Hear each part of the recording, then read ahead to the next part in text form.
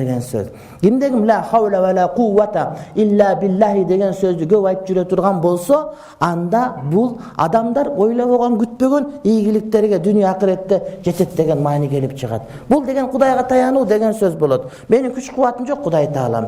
Мен акчама таяна албайм, мен башкага таяна албайм. Мен өзүмө гана таянамын деген түшүнүк, этикат болсо, Кудай мунун жардамчысы болот. Hazreti Makhul aytат: Kimdegim la havle ve la kuvvete illa billahi. Ayla dağı jok, күч dağı jok, bирок Кудай менен гана болот. Ve la mence minallah illa ileyh. Жана Кудайдан кутула албайбыз, бардыгыбыз Кудайга кайтып барабыз деген сөздү ким айтса дейт, Кудай таалам ошол адамга дейт, зыяндын 70%-ин ачып коёт дейт. Ачып коёт деген кандай, урматтуу бир тууганым, тосуп коёт деген мааниде. Ошол эшиктердин бардыгы жабык болуп, буга зыян болуп, балким 70 эшикти Кудай